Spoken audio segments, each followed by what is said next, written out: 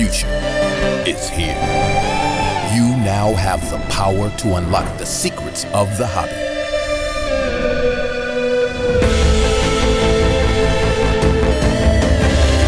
An innovation that will change the way the industry works. The game changer is here. Card Ladder.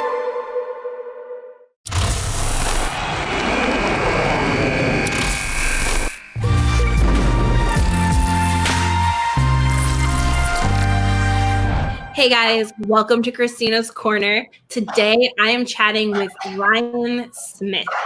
Ryan is an artist who takes unwanted cards, cuts them up, and creates one-of-a-kind art that mimics iconic cards from the past. His mosaics include Mantles, Wagner, Pete Rose, and John Elway, just to name a few. You can find him on Twitter at sports_cards_art. Thank you so much, Ryan, for joining me today. Thank you very much for having me. I really appreciate it. Yeah, of course. I was telling you before we started recording, I've seen your art all across Twitter, and I just love what you're doing. And I jumped at the chance to try and get you on. So thank you so much for coming on today. I appreciate it. Yeah, Twitter's been a new experience for me. I just joined it a few months ago, and it's been quite a learning. I'm not very big fan of it, but I'm glad it's there.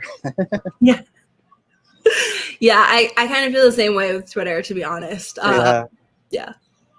It's like the last thing I check. So if anyone ever wants to contact me, like, you're better off like hitting me up on Instagram or emailing me, because social media, there's like so much to check that like Twitter sometimes falls off, which is horrible to say, but if I'm ever slow, that's why to respond. That's why on Twitter. Sure. But let's jump in and talk about your PC. So when did you begin collecting? I began collecting at 8 years old. It started off with my parents just buying me packs of cards at the grocery store for 50 cents to $1. They were, I think, 1990 tops and 1991 upper deck. So nothing valuable, but over time, when you eat lots of groceries and you acquire lots of cards, you get a lot of collection going. So I had quite a big common card collection or junk era collection just from growing up. Then from there, I transitioned to a little bit more expensive cards. I transitioned when I was 13 into vintage. So I did the Gaudi Rus, I did the Gaudi. I was big into Gaudi, so I did the Gehrig, the Rus, the Lefty Gomez's. I did a lot of those. So, and as a 13-year-old, when you have a collection like that, you kind of get noticed by some people. And I used to do card shows in the Boulder area as a teenager, and everyone joked around that I had the best collection and I was the youngest kid there. And I did that through just bartering, used my age as an advantage and get some good deals, and then resell the cards for full price at the card shows the next week as a dealer, and just do the cycle over and over again. So I've acquired a lot of my personal collection, my favorite cards I've ever owned, just through using my age and using the wisdom I learned from bartering. And it's been fun. It's been a journey since then. But yeah, so I started collecting until 8 years old till I was 15. And at 15, I was at a card show, and some guy actually stole a whole bunch of Mickey Mantles and Babe Ruth, Gaudi, and I think I had like $10,000 worth of cards stolen that day. And the guy was trying to do a trade with me for a John Elway autographed jersey. So as I was looking at the jersey, holding it up, he grabbed it, went into my case and grabbed a whole bunch of stuff and just ran. And the jersey was fake after all, to make everything worse. And nobody caught him. It was at a mall too. So so when that happened, I felt really bad, and I got out of the hobby for a while because I talked to the people who saw it, and they said that he was a frequent guy. He was a dealer. So I thought, if those are the people who are in the hobby, I don't want to be a part of it. So from 15 to about 20, I stopped collecting. I didn't even look at baseball cards anymore. Just focused on school and golf. And then after college, I went back into collecting again. I went to rediscover what I really enjoyed in life. Because after college, became a financial analyst and working in corporate jobs, and I did that till I was a CFO. And I realized that it's just not happy. It's not my happiness. So I revisited my youth and found out that I love baseball cards and sports cards and don't like finance. And I want to become an antique appraiser because I used to love Antique Roadshow. So I quit my job and did all of that and became really heavily invested in baseball cards again. So the last 5 years or so, I've been nonstop buying hundreds of thousands of cards and reselling them to the point where my boss at work was telling me I can't get more than 20 packages a day because that's how many packages were coming in, because I had them shipped to my house, to my office, because I was getting too many cards at my house coming shipped for my wife's satisfaction. So it came like a trouble thing. So it's been fun. I've made a lot of money in it. I'm learning everything just by being humble and learning what other people are doing, and taken that passion and created a new business with art. So it's come full circle. It's really been quite a few years, because I quit my job as a CFO making $250,000 a year with a steady job to tell my wife I'm going to antique school and becoming an artist. And I'd never taken an art class before. So how did she take that? She was very supportive. That's awesome. Yeah. Yeah, because every day I was bringing home like negativity. I just didn't like working finance, and especially in corporate job. It just wasn't for me. So every day I was just working to support myself and my family to do another day of a job that I didn't like. And it was just a vicious cycle. So I told my wife, I was like, I don't want to be unhappy. I would like to be happy. If I can't travel, because we couldn't travel because of travel restrictions with jobs, I go, I want to travel. I don't want to wear suits. She's like, then figure out what you want to do. So I became an antique appraiser. And I loved it. So I still love it. But art is now taking off. It's funny how it yo-yos, but so antiques slowing down, but art goes up. And when art slows down, antiques will go up. So it's like a constant wave of greatness. So I just feel so blessed and happy to be here. So yeah, it's an honor. Yeah. Thank you. I'm like I said, I'm happy you're here. So how does one become an antique appraiser? You joked about antique school. Is that like a real thing? Yeah. As a CFO, I was a CFO of a large company, and I had a lot of meetings, and I always created my office into a space that my wife wouldn't let me create myself. So I had all my autographed baseballs there. I probably had 300 autographed baseballs lined up. I had pictures of autographed people. And so I don't know. It just snowballed from one thing after another. When I have people come to my office, they see all my baseball cards and they see all the autographs, and then they see like an old typewriter or something vintage that I had because of my love of antiques. And then we start the conversation. And from there, people start bringing me stuff to evaluate them and see how much they are. And it came to a point where I was like 1 to 2 hours a day, I was doing appraisals for all my coworkers. And I was sitting right next to the CEO's office, because the CEO, CFO, you're kind of work together. And he's like, why are all these people coming with all these boxes of stuff for you? And he told me I needed to choose. He goes, I need you to either work here because I'm paying you, or you need to think about something else. And I said, I'll give you my 2 weeks because I'm not happy. And he fell to the floor, and he's like, I didn't expect that. So that day I quit my job and I called the International Society of Appraisers, which is the highest certification you could get, one of the better schools for appraisals. And I took the core course immediately. I flew down to Chicago and did that. And from there, just started interning and working for other people, just learning how to do everything ethically and what not to do from people that you learn from, and create your own business that way. So it's not the typical schooling. I can't get student loans for it, surprisingly, but I didn't need to. But it's fun.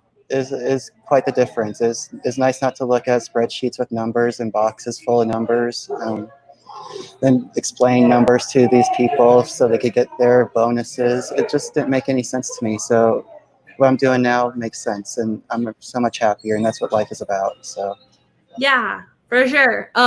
So is it kind of like when someone brings you something? Sorry, I'm like we've totally got off topic of cards, yeah. but I'm really interested in this. So when someone brings you something, like say old-fashioned typewriter, like do you like where do you start the process? Like, do you have to like go and like investigate and research what it is, what it sold for, like who made it, like what it sells for now? Yeah. Like sounds like kind of like cards, like. Exactly, it is. It's a lot because you have to identify it first. You have to know what it is, what it's sold for recently to get a good value. It's very, very similar. It's easy to translate, and when you become an appraiser, you also get these fancy databases that show beyond like eBay sales, beyond it shows you all the auction houses all in one. So it's like it's a bonus. I'm able to look at card prices from 1988 that sold from auction houses. So it's fun to see the trends. And with my financial analysis ability, I could look at the trends for the cards and look at the prices and see what cards might go up or what's been forgotten about, and try to buy those, and then try to find people to hype them up. So it's fun. It's a learning experience. It's always new, but the process is the same. You identify, you find the value, then you write a report that shows what it's sold for and what you think its value is, and it's always in good faith because insurance fraud scares me and going to jail scares me. So ethics is always top priority. So you always have to give the fair value, and a lot of times, as if you see Antique Roadshow, a lot of the items are fake or the story doesn't line up to what the item is, and you have an argument with a family saying no, this is not Aunt Grammy's silverware. This actually came from China 10 years ago. So it's fun in some ways. It's sad because you're breaking some people's hearts, but you also find some hidden gems too. For instance, I saw some guy wanted some money for some health for medical conditions. So I went to a storage unit and I found some baseball cards, and they're all T206 baseball cards, and we sold them, and he made thousands of dollars and paid his medical bills. So you find good stories like that too, but more often everything's fake, and you have to come with skepticism. But yeah, it's fun. Interesting. Yeah, it sounds like it. It sounds really cool. Okay. I'll get back on topic now. So who do you collect personally? Personally, I don't collect much. I'm just going after my 5 Grail cards, and I just flip cards to get those. Okay, so what are your 5 Grail cards? Right now, I have a T213 Ty Cobb, which is the red. It looks like a T206, but it's a coupon back. There's less than 60 of those, I think, graded. So I got one of those. I want a 51 Bowman Mantle. That's just an iconic card to me. I like vintage baseball. The third one would be Old Hoss Radburn from Old Judge from 1888. It's the first card where a person's giving the middle finger to the camera. So it's not much of a well-known card, but once you notice it, it's hard to miss it, and it's just a funny card to me. Then another one would be a Joe Jackson from 1914. It's a Boston Garter. It holds up your socks. So they used to do advertising for baseball cards. So I found one of those like scrounging through an attic one day, and I just had a love for it ever since. So those are my cards I'm trying to acquire, and so far I've got one. So the next one will be the mantle, and I need to sell some more artwork and figure out some way to maybe acquire it before it gets too out of reach. Yeah, well, congratulations on the one you picked up, because that's a awesome accomplishment to get one of your Grail cards. Like I know you have 4 others, but yeah. Well, and the way I did it was fantastic too. I got back in the hobby in 2007 or 2018, roughly, just in new cards, back in the hobby, new cards. So I knew nothing about them. So I bought a $5 Cortland Sutton card He's a Bronco player. I thought that'd be easy to flip if I did a card show or something like that. So I flipped it for $20. And I took that $20 card. I bought another Cortland Sutton. I started flipping it until I made $1,500 over 6 months just from Cortland Sutton cards. So I had $1,500. I was like, I could buy a Ty Cobb now. So I spent $3 on a Ty Cobb, and 6 months later, I got it. So it's a fun experience, and that's how I got to learn new cards or newer cards. So then I branched out to baseball, football, hockey, and so I've been heavily invested ever since. Especially this month, I've probably spent $25,000 just in cards, and so yeah, it's fun. But they're all for flipping. So Yeah. No, that's awesome. That's really cool. I always find it interesting, like how people pay for their collection. So to hear that you can go from like a $3 card to a Ty Cobb, that is amazing, and it helps to remind everyone listening, including myself, like money isn't the barrier that you think it is. With a little patience and hard work, determination, like you can keep flipping cards to get where you need to get that grail. yeah, absolutely. Now it's been a fun experience to learn which one's going up, which one's going down, which ones to stay away from. So I feel like I have a pretty good knowledge, but I'm always learning. It's great. Yeah, I think we all are. Yeah. So that's awesome. And let's talk about your mosaics. Okay. So how do you choose what card you will create next?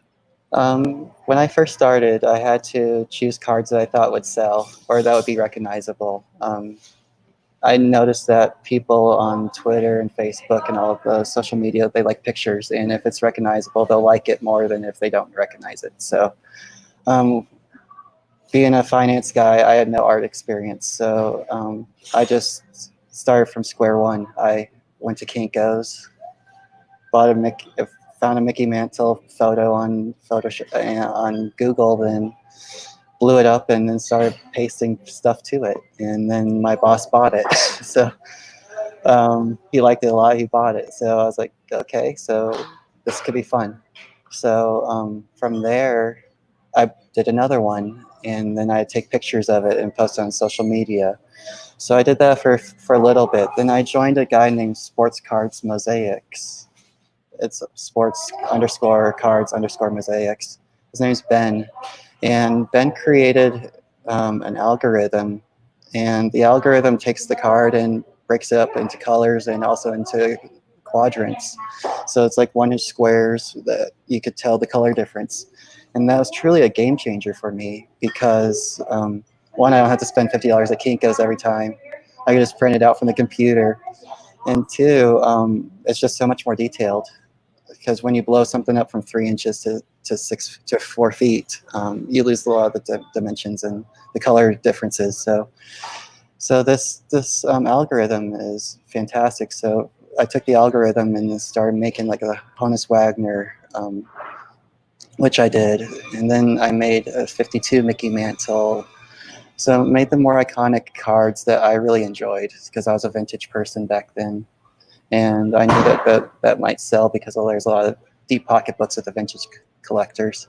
So I tried to sell them some stuff, and they started recognizing the artwork. And when one of my inspirations, Tim Carroll, he's the guy who got me into this artwork. When he told everyone that it's $5,000 for a piece of art and 2 years wait list, that gave me a negative vibe, and so I said I'll just create it myself. And so I've been taking all these other people who've been asking Tim, I've been asking Ben, who are very busy and great artists, and I just been taking their overflow because their timing issue or they just didn't have time or for whatever reason. And so it's been a good experience. I've been learning a lot with art. I've been trying everything different, but right now, as I've been gaining credibility, people are coming to me. So I post pictures on a weekly basis of updates on what I'm doing next or whatever I'm currently doing. And from there, I get 5 to 10 people requesting a week for some type of art. And some of those turn into actual mosaics, some of them don't. But either way, it's good to get my art out. It's fun to do it still. It gives me a reason to do it when people pay me. It's just not like a hobby anymore. I can actually convince my wife that this is actually a paying, which is a good thing. And it makes me feel better to have people appreciate it. So I'm still brand new to this. I still don't know what I'm doing. That's what I tell people. And I'm looking forward to doing the next ones. So for right now, people just contact me. I'm at the stage where that's happening, and feel grateful and fortunate to be at that stage where I'm just not spending 100 hours on a mosaic and hoping that someone will like it, than just trying to build up a repertoire. So right now, it's just been fun, and it's a new evolution. So I hope it stays for a while. Yeah. So how long does it usually take you to put together a mosaic? Yeah, from start to finish, it's about 100 hours. Okay. Wow. About 1,000 cards or so. So from start to finish, I just take the card and I just go line by line, because I actually have one right here. It's being built, so you can actually kind of see. This is a Hoyt Wilhelm. Here, wait, hold on. Let me make it larger for you. There you go. Yes, I've seen this on Twitter. I love that you also show your progress. I think that adds a lot of value to like someone who's watching your process. Like I love watching artistic process. Yeah. So I really think it's cool. It's a beautiful card. Thank you. Oh, it's turning out really nicely, surprisingly. Yeah. I'm really happy with it. Surprisingly. No, I'm always amazed. I'm always amazed how a bunch of pieces of paper can look like this. Yeah. But if you see there's all this gridding right here. I left it open for a reason. And so it shows me where I need to put cards, and exactly, so everything's dimensional and everything looks as close as can be. So it's been fun. It's 100 hours, and I'm trying to figure out how to make it faster, but I just don't want to harm the quality. Exactly. And when you first started, before you had this grid to work with, how long did it take you to do your mosaics? It was about 20 hours longer. Okay. But then again, they weren't as detailed because I didn't know. So I think with this new process, with the help of Ben and Sports Card Mosaics, I think it's helped out quite a bit. So I'm grateful for a shorter process. Yes, and that sounds really cool. I can't wait to see it be completed, and then what card you're working on next, because like I said, I really enjoy the updates that you post on Twitter of the progress. Thank you. Yeah, next is a Cap Anson from Goodwin. Okay. It's one I've tried out. I started 2 years ago, actually.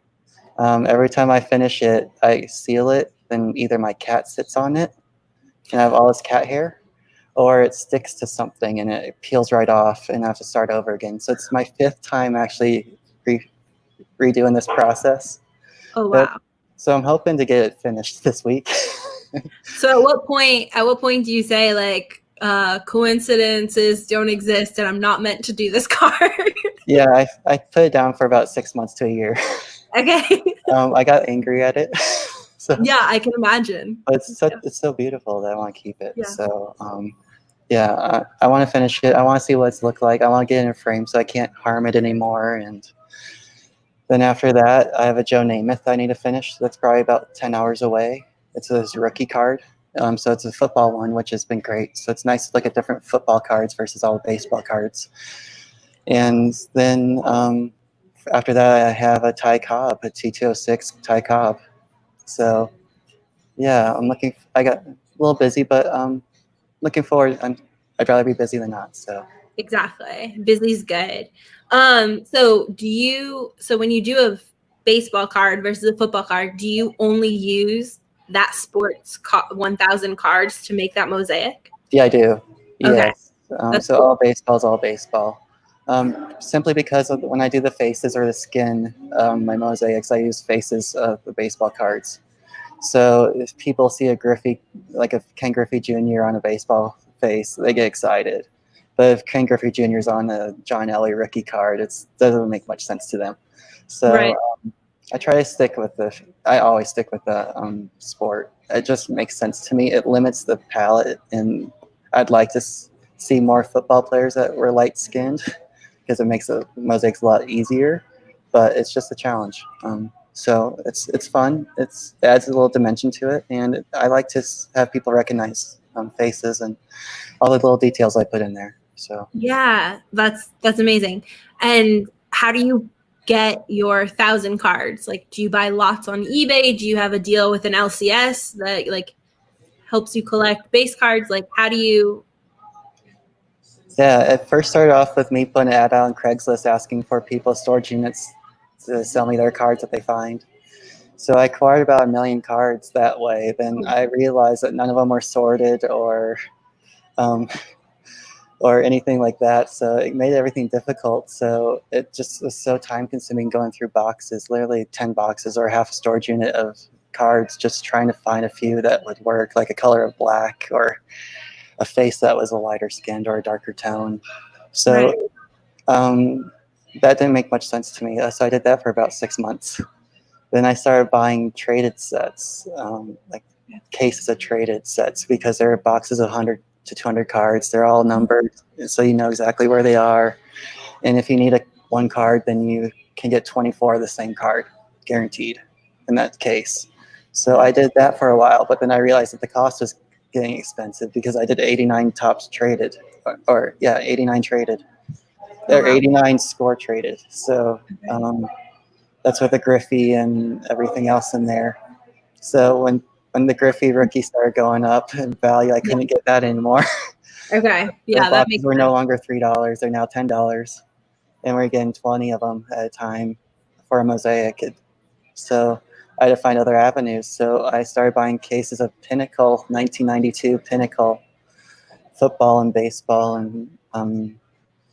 and so I've been buying cases of that because you get it's like a set of 300 cards that have good faces on them, good color tones, and so it worked out with a lot of black color. So I like that. So I buy cases of cards. So now, beyond all the cards I'm flipping, we're now getting cases of cards, and that just adds to all the messiness of the house with all his baseball cards and pictures of men and all this cardboard. So So do you have a studio and then like a card sorting room, or is everything in one location? everything's in my guest bedroom, Oh, okay.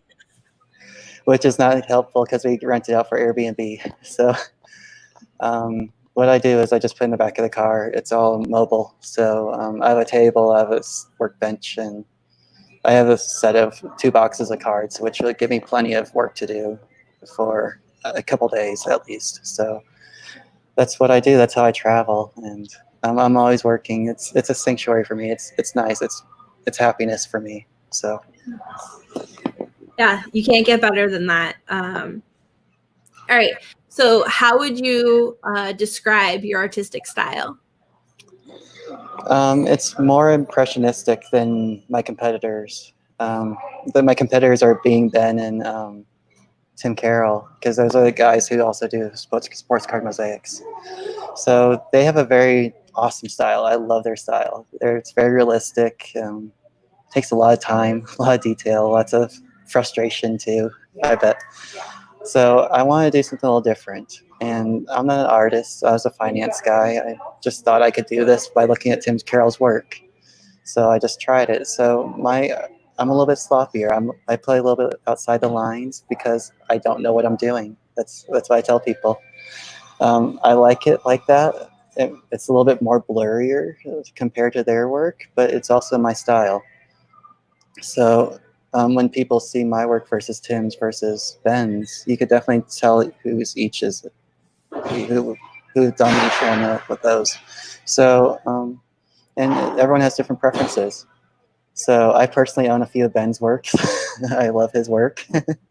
And I'd like to own one of Tim's eventually. But right now, I'm just doing the best I can. And so my work is a little different than theirs. It has a little bit more dimension to it compared to theirs. It has more depth to it. I don't play around with the colors as cleanly as they do. They color match. I say if it looks dark blue, it looks like dark blue. Whereas they like find like different types of dark blue. So everyone's different. I think it's just my personality is a little bit more easygoing and not as meticulous anymore from my anti-finance corporate finance days. I kind of rebelled from that, so it kind of reflected in my art, surprisingly. Yeah. So so I enjoy it. It's more artistic. It's more impressionistic. I don't use the same colors as they do. And that's sometimes because of what I have available, and it's sometimes because I think it looks better. So I feel like I'm the artist. I can make some changes, and if they don't like it, they could tell me, and I can always re-glue it on. So it's fun. Yes, I enjoy that perspective. I like when art takes a little left turn. Like it doesn't have to be like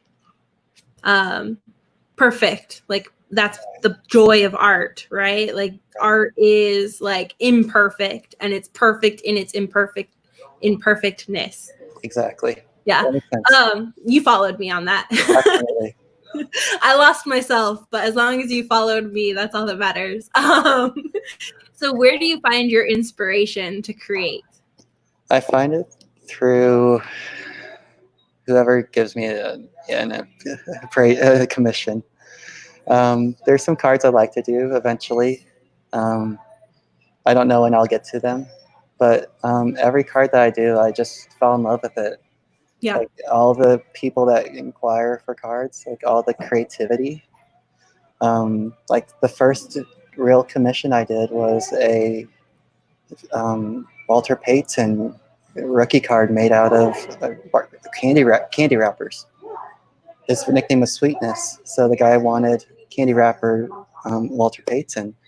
So I did that with Ben as a group project, group collaboration, and then it snowballed from there. So it's always changing. Everything's changing. So I'm just trying to go with it and just do the best I can. Yeah, no, that's awesome. That's cool that you made it out of candy wrappers. I like the connection there. Yeah, so the creativity of people draws the inspiration, and when people want the 2020 McCutcheon with the glass in his gold chain and his do-rag, I think that's neat. It's something I would never thought of, or the candy wrappers, or the guy who tried to mail me a box of Michael Jordan shoes and told me to make a Michael Jordan rookie card out of basketball shoes. Like, it's some creativity out there, which is very inspiring. And I just put pieces of paper onto and make art. You do more than that. Don't downplay it. That's what it is. So I know you were a finance guy and you were a corporate guy for a long time, but what was your first artistic aspiration? Like, what did you want to always do mosaics? Was this something that like you weren't really artistic at all, like as a kid, or? No, I was in my office as a CFO and I needed a picture. So I looked at man caves on YouTube and sports man caves, and I found a guy who had a Tim Carroll artwork. Mm-hmm. So that's how it started. And I looked at the artwork and I was like, this is really neat.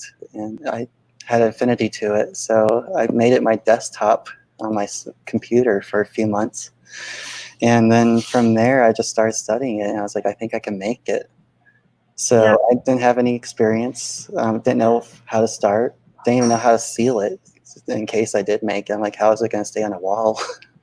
So it's just from step one. And it's been a learning experience from there. And how do you seal it? Do you use resin or? No, I went to a craft store and I found the oldest lady I could, and I asked her, what do I do? And she said, I need to put Mod Podge on it, which is this like bluish glue stuff that dries. So it dries clear. So I've been using Mod Podge until I find something better. And I Okay. haven't yet.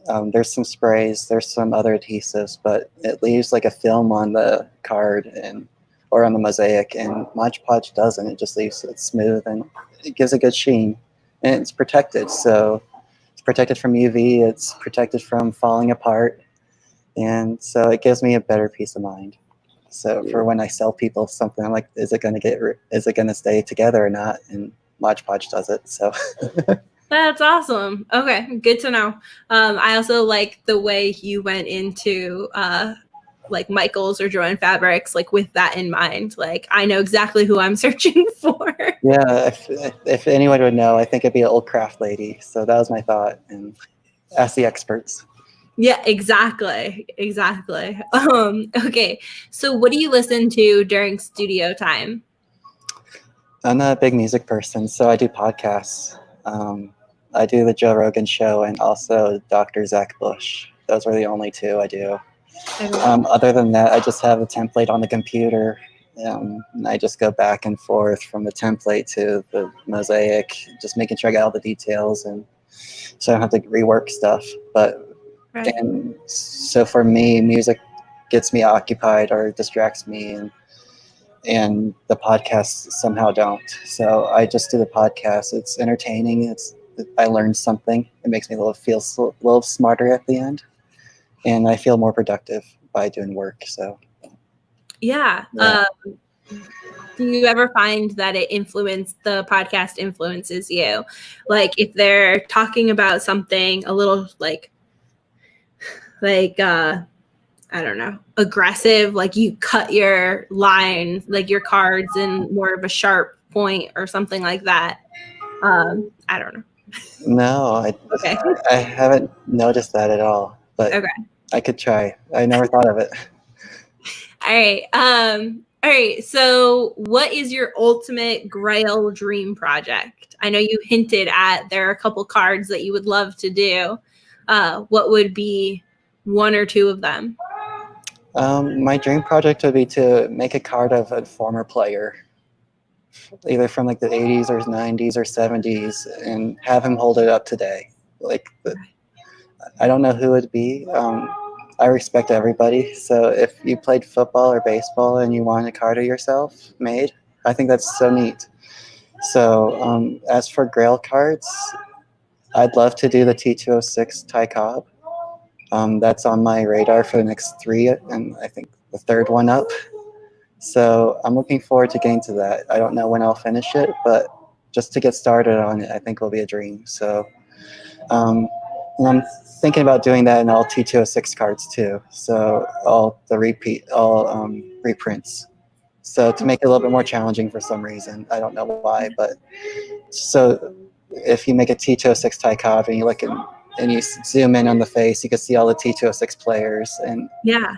I think it'll be good. It'll just tie in with the era. So I think I'll need to start going on eBay and acquiring some complete sets and try and figure out how to make this Cobb soon. But I need to figure out some other things first. Yeah, no, that sounds super interesting. And I know you will do it. It's just a matter of when. And I can't wait to see that process as you do it. I know you'll get there because you're amazingly talented. And I know more people are coming on and following you and seeing what you're doing. So I have no doubt that it'll be soon. No, thank you. Yeah. Thank you. All right. Do you have any questions for me? Or anything you want to talk about that we didn't cover thus far? Yeah, let's talk about some cards. Do you mind? All right, let's talk about some cards. Yes, I love it. What cards do you want to talk about? Let's do it for like 5 minutes. How do you determine which cards you should buy for you personally? Yeah, so I think cards are art. So I really focus on what card looks like and how it speaks to me. So one of my favorite cards that I picked up this year was the Luka Doncic Net Marvels. And this is a very comic book styled card. It looks like the front cover of a comic book. And I was a huge comic nerd as a kid. So when I saw this card first come up, I was like, yes, please. Like, I need this card for my collection. So I really focus on the design and the colors of a card when I'm looking to pick it up. I am a player collector, so I collect Luca, and then he's very expensive now. So I've also started collecting his teammate Maxi Kleber from the Dallas Mavs, because Maxi is from the previous rookie class, so he has a lot of the same cards as Luca, but from the year before, so they're not as expensive, and he's an amazing defensive player. I really think he's a underrated player in basketball in general, on the team as well. Yeah. So I really enjoy collecting him, and it's a lot easier on my bank account to pick up really nice rookie cards than it is to pick up Luca. I understand that. Yeah. Yeah. And how do you pick up like how do you pick your grail? For me, I just flip cards right now. So Right. right now I'm looking at trends. I see what's trending up. So it seems to be aesthetics is a lot of the big issue, but aesthetics and the brand of the card. So I look at the rookies, I look at the aesthetics to see if it's a good looking card. Then I see what might be undervalued. So I look at the pivots. So if it's like a Bowman baseball card, I'll look at the Topps Finest version and stuff like that. And so I've been buying a lot of like Hall of Fame rookies because I feel that's a safe bet right now. So a lot of Tom Brady's, the Mike Trout's, the who else? Just like the solid people that you would know that are not going to diminish in value too quickly or too fast. Right. So then I diversify that with like Ronald Acuna and some younger players and try to find the most rare cards, always in PSA 10 or BGS 9.5 or 10. Nothing below that. And just acquire and just learn as much as you can about the variations and see what's rarest by the population reports. See what the price difference is between like a hollow or a silver versus a base, and then start sending off to PSA and hope for the best and fingers crossed. And yeah, so I've just been flipping everything I can. Kale Makar from the Avalanche hockey cards. For footballs, Drew Lock, it seems, and Daniel Jones. It seems, and also Baker Mayfield. It seems like he might be on a rise up. So, and for basketball, Zion Ja, Pascal Siakam. I don't know if I'm saying that right, but yeah, and Jason Tatum, and so I'm just getting all these people that have nice rookie cards from Prism and make sure they're centered in the best condition possible, and just hold on to them for a few weeks, and then visit Target every week and make sure that you get all the blaster boxes you can, and see if you get lucky and give many away on Twitter and Facebook because I don't feel like we need them. So, yeah, just share the wealth. So spread it out. And so that's what I do. I just look at the trends and buy low, try to sell somewhere higher, and start the process over. So my goal is to make $10,000 a month on sports cards and on profit. So far so good. So gotta keep it going. Yeah, congratulations. That's awesome. Yeah, thank you. And if you're in the market for, I have to do it. I'm sorry, shameless plug alert. But if you're in the market for a system quite like your Antiques database, there's such a thing that just came out last month called Card Ladder, and you can see that at cardladder.com. Love it. Yeah. Totally biased opinion. Disclaimer, I am one of the founders, and and I do work on Card Ladder. So let me just put that disclaimer out. But I had to say it, otherwise the boys would get mad at me for not marketing my own company and product. Yeah. All right. I think it's totally awesome what you're doing. Good luck with continuing the $10,000 a month on sports cards, because that's a lofty goal. But I believe that if anyone can do it, it's someone who was a CFO in a major corporation and then walked away for happiness. And I'm so glad that you did, because you're bringing joy to others through your art. So thank you for sharing. Thank you. Very kind words. And thanks for having me. Yeah, of course. So thank you for joining me today. It's been such an honor to sit down and speak with you. The pleasure was all mine. And thank you, everyone, for tuning in tonight. And I'll catch you next week. Thank you.